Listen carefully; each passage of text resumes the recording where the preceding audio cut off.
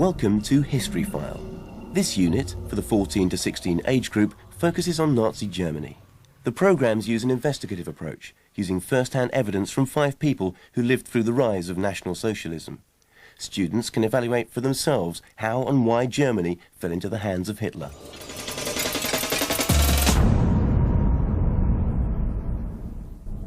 Ja, jetzt gehen wir, glaube ich, noch mal an das andere Fenster und noch einmal Deutschland.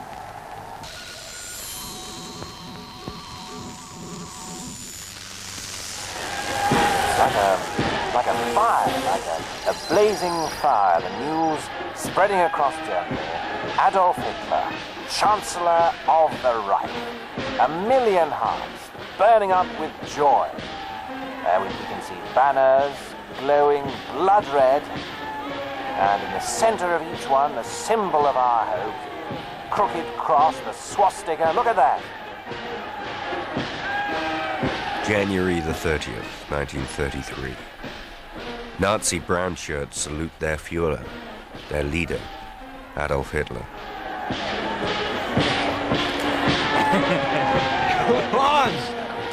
His rise seemed the answer to many people's dreams. We will have a new Germany. And we can see thousands of blazing torches now streaming up the Wilhelmstrasse, long columns of brown shirts, victors in a painful struggle. The brown shirts were the foot soldiers of the Nazi movement. Years later, one of them, Fritz Muhlebach, described his memories of that extraordinary night. We were, I don't know, like just laughing, you know.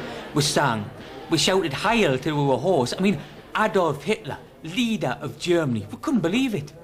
When the news came through on the radio, we ran round to a meeting house and they got everything ready. I mean, they were handing out torches. And the best thing, when we marched, the police guarded our path. Like after so many years, the streets were finally ours. Yeah! Heil Hitler! Heil Hitler!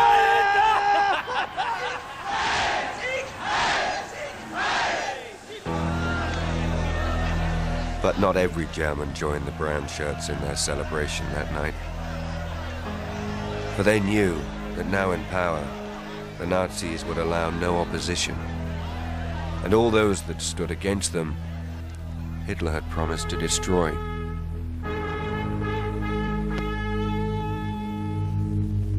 Our enemies say we Nazis are intolerant, that we're somehow un-German, because we refuse to cooperate with other political parties.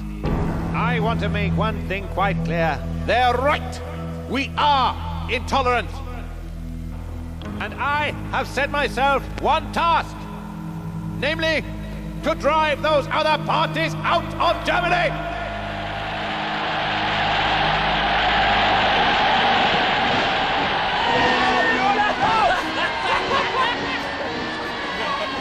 Hitler's rise to power would cause death and suffering on a scale rarely seen in history.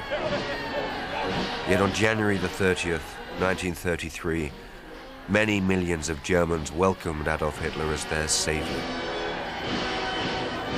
Why? Heil Hitler!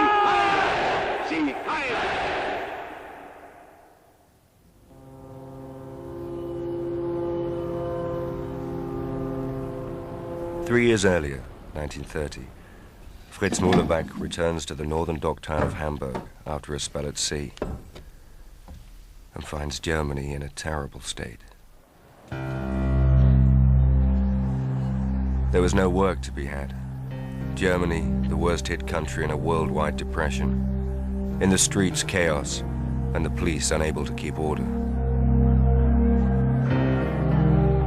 From every direction, parties promised they had the solution. Communist, Social Democrat, Nazi. 35 parties in all. But right from the start, it was Hitler's Nazis that caught Fritz Muhlebach's eye.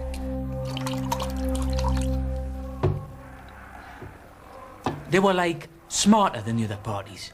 The communists, social democrats. I mean, the Nazis had uniforms, and their boots were like jackboots, always shining. It's impressive. And then, one night, I'm down the docks, and I sees this fight. Well, this fella getting beaten up. So, I goes in to help him, gets myself a torn ear. It turns out he's this brown shirt. He says, well, why don't you come along, you know, to a meeting? That was how I got started.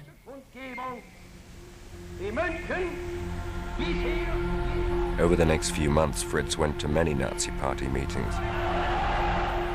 He heard speakers, he watched slideshows, he read pamphlets. And he shared a room with the brown shirt he'd rescued. From Werther, he learned why, according to the Nazis, Germany was in such a mess. He learned how, according to the Nazis, Germany would recover. Hey, I've got something for you. Have you ever read the Bible? The Bible? No. Well, you should. Here. My Struggle. Yeah, My Struggle. By Adolf Hitler. Well, it's my Bible anyway. 1924, Landsberg prison, he wrote that. They locked him up for speaking the truth. Can you believe that? And in prison, he writes this. And now, I give it to you. So, enjoy. My Struggle, Mein Kampf. It's a mishmash of autobiography and history and racist venom. It covers everything from Hitler's blind hatred of the Jews to his love of boxing. But like no other source, it explains the roots of Nazism. And it dates the decline of Germany from 1918, the surrender that ended the First World War.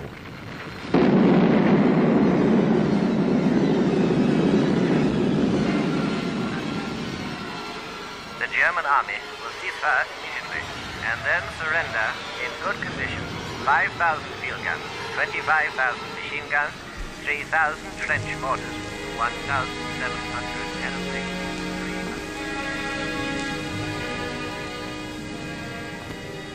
I'd never cried since the day I'd stood at my mother's grave, but now I couldn't help it. Was it all in vain, the deaths of 2 million heroes? I dug my burning head into my pillow and wept.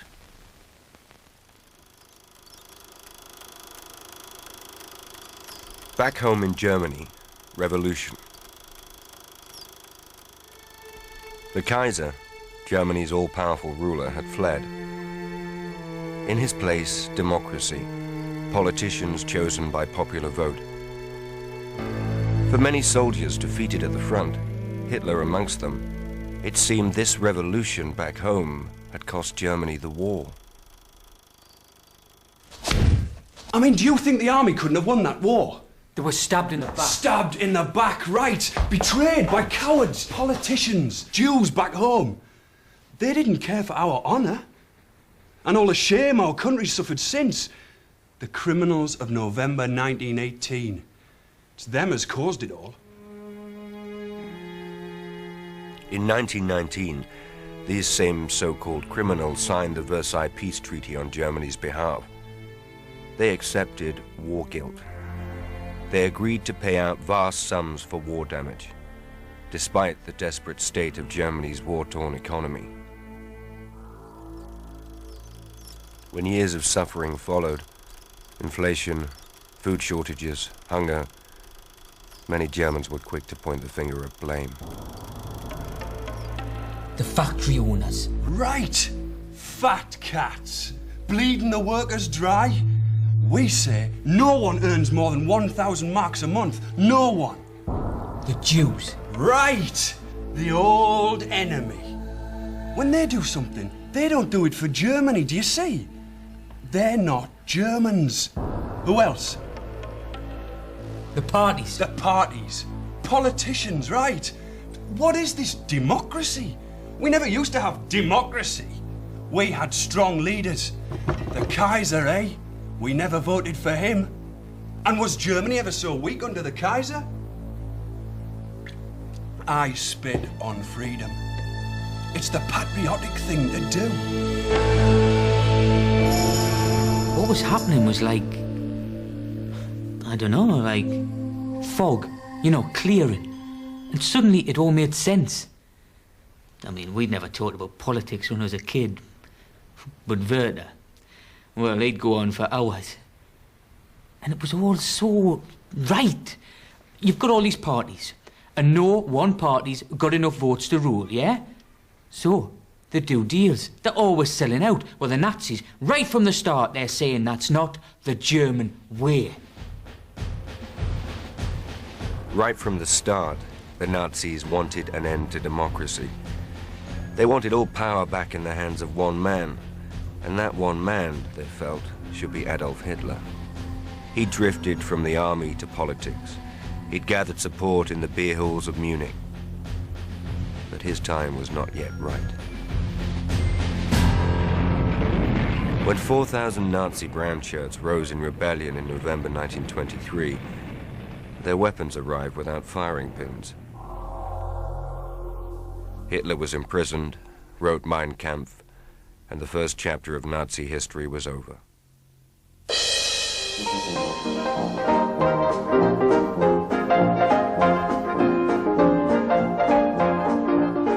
Germany in the late 1920s. Music, theatre, cinema, cabaret. Enormous energy eaten up seeking serious pleasure. These were the years Fritz spent at sea. Not that the good times were for working class lads like him. Meanwhile, Hitler saw the nightclubs and found them shameful. He'd begun to see himself as some hero of old, his mission to slay the monster of democracy. Our public life today encourages this wallowing in pleasure. We must clean away this filth, this plague, and we must clean it away ruthlessly and without wavering. Hitler's problem was simply persuading Germans they needed some knight in shining armor. But then, on October the 24th, 1929, Wall Street crashed. The worldwide depression that followed hit Germany hardest of all.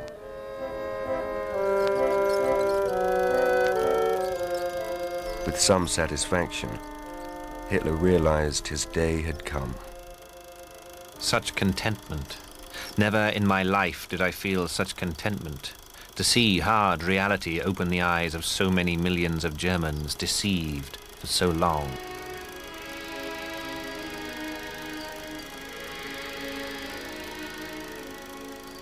In 3 years, German production halved. Thousands of small businesses collapsed. Unemployment rose to 6.5 million.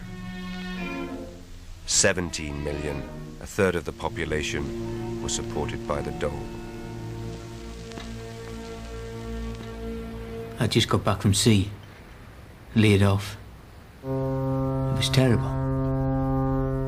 You looked around at all that misery. Men just hanging around on street corners. Queues down the labour exchange, you thought, this is hopeless. I won't get a job. Those in work had had their wages cut. It was just depression everywhere. What is it? Horse. Just total depression. And it wasn't just the workers. I mean, those with money and savings, middle-class folk, you know, they were frightened they'd lose everything. Prices going up, banks closing their doors.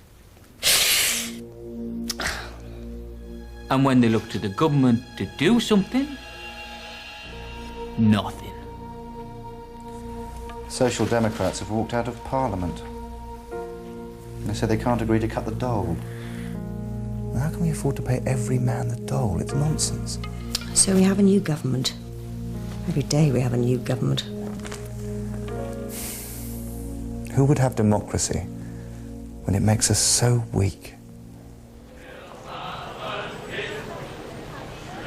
In the face of depression, and with democracy on the point of collapse, the German people looked for new solutions. In working-class areas where the poverty was worst, the communists attracted 6 million new members. They called on workers to rise and take over factories, banks, and businesses. It had happened in Russia in 1917. The Russian middle classes, factory owners, bankers, landowners, had been wiped out or forced to flee abroad. Not surprisingly, most middle-class Germans saw communism as the worst threat of all. We'll keep it under our pillow. If the communists should come for us at night, well...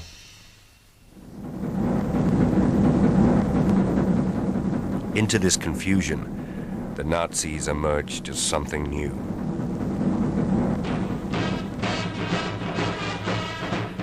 The years since prison had changed Adolf Hitler. No longer the shuffling figure of the early newsreels. Now he was uniformed, impressive. Policy had changed too. No longer to seize power, but to win votes legally. They'd play their part in the democratic process and then destroy it from the inside. By now, Fritz Muhlbach was himself a brown shirt like Werther. Their job was to hand out leaflets, spread the word, and, by whatever means available, fight the communists. I remember one communist rally. 100 of us brown shirts got in ordinary clothes. And for half an hour, we'd just sit there. And then someone slips a stick of cordite on the stove. Bang! Smoke everywhere. Windows shattered. So, we stand up. Put on our caps, swastika armlets, and give the salute. The Reds start shouting, running about the place like a load of rats on heat, making for the doors. So, we smash the chairs, like we'd been taught. And armed with the chair legs, we'd go for them.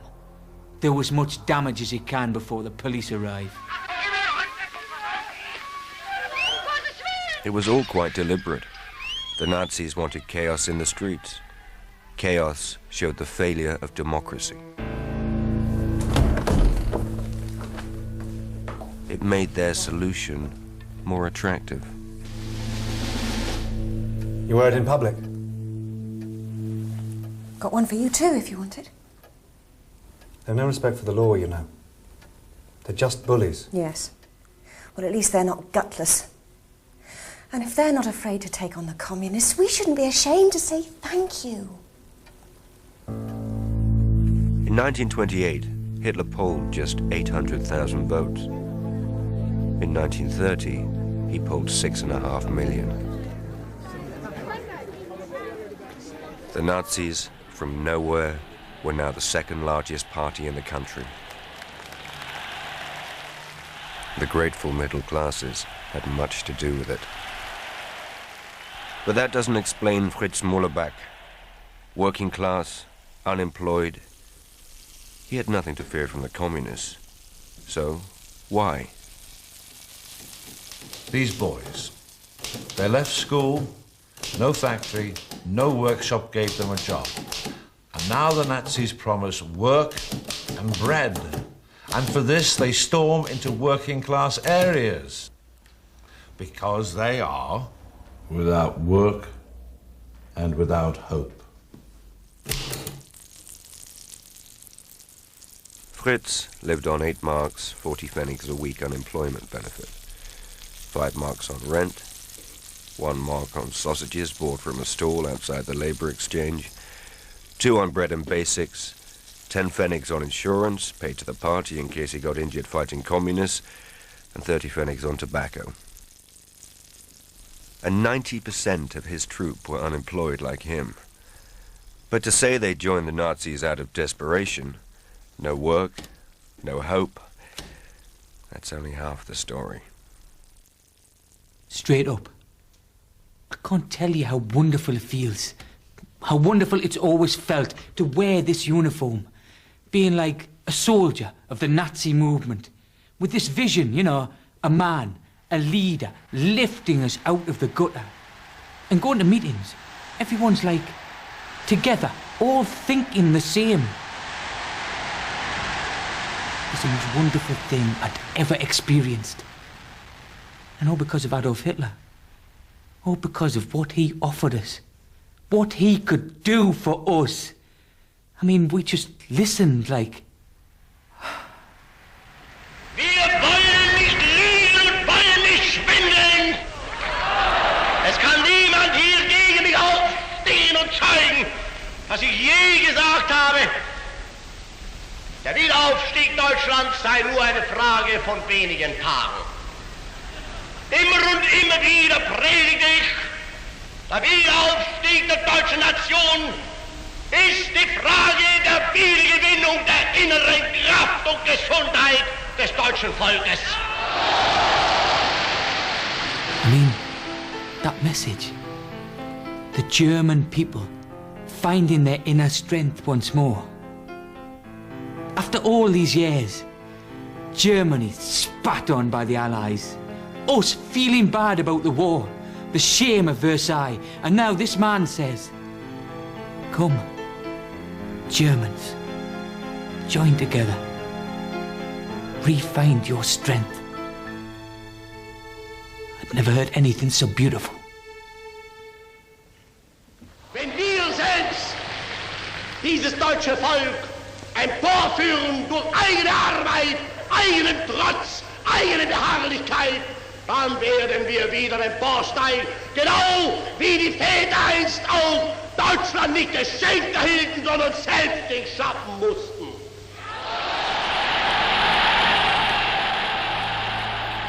Without Hitler, the Nazis had nothing. Their vision was of national revival through obedience to a strong leader.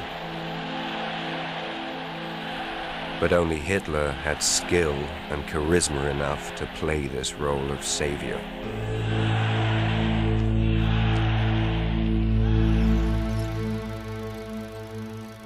In July 32, Hitler took 13.5 million votes, a third of the total. In January 33, as leader of the largest party in Germany, he was made Chancellor. Within a month, he'd have the Communist Party banned. Freedom of speech, freedom from arrest, he'd sweep away. The transformation of Germany into a Nazi one-party dictatorship would begin.